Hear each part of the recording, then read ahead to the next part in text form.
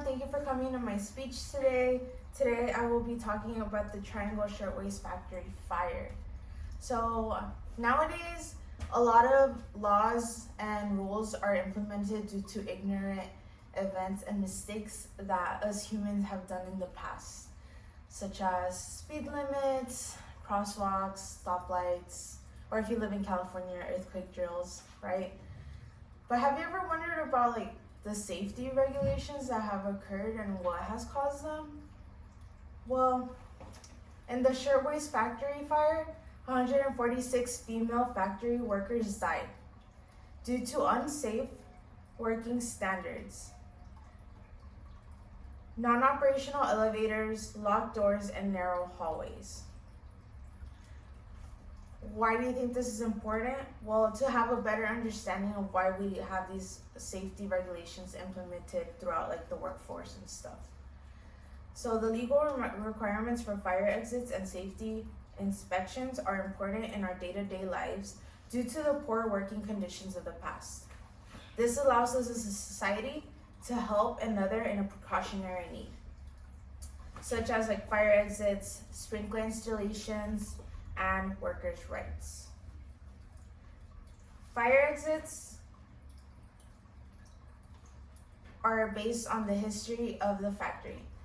So I want to thank my online databases such as History and the Smithsonian for giving me the history of the actual workplace. So let's go ahead and get started. So the factory was located in Manhattan, New York. It belonged to Harris and Max Blank. On March 25th, 1911, 600 female workers were working on the 8th floor of this building until a fire broke out due to a burnt out cigarette going into one of the bins, which caused a fire. There were 4 elevators, but only one was operational. Until mid-fire, it broke down. Unfortunately, the female workers panicked and they started jumping through the elevator shaft, causing them to die instantly.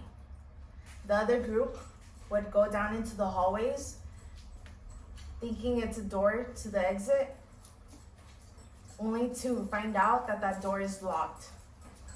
The third group of women, they went ahead and jumped out of the window because the firefighters got there on time with the net, but the net was so weak, as they jumped, they ripped the net, causing them an instant death on the cement.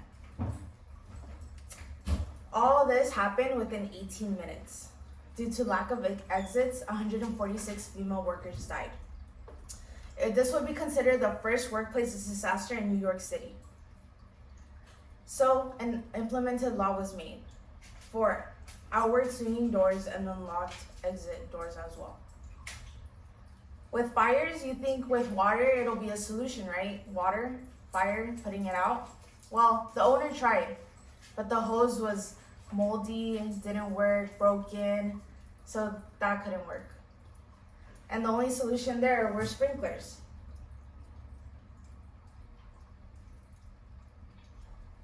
So in October 1911, they passed the Sullivan-Hoey Fire Prevention Law, which required owners to install sprinklers, expanded powers of the fire commissioner, and established the New York Fire Prevention Bureau.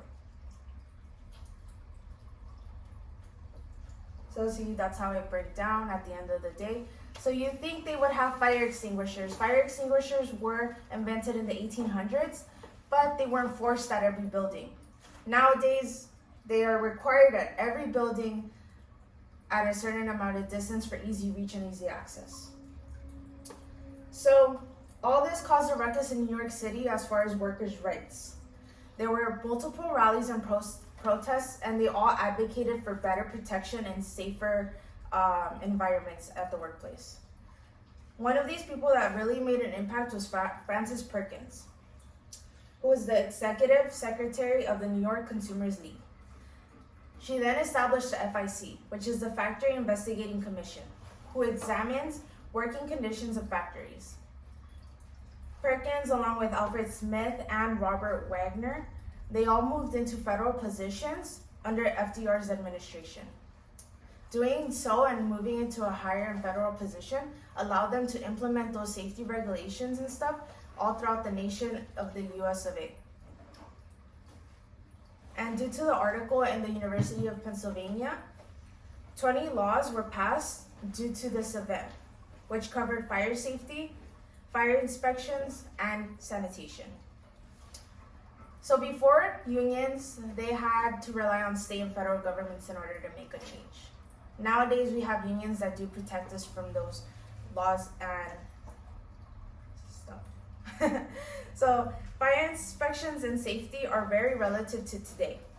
Fire exits and sprinklers are vital when we're having a fire emergency, which obviously save hundreds of lives, and firefighters are very well equipped nowadays than before. Being protected is a right. So just remember the 146 female workers who died that day as you practice a drill at school or if you see an emergency exit. There's a reason why these signs and objects are placed in certain positions around the world wherever you go. Thank you guys for taking your time.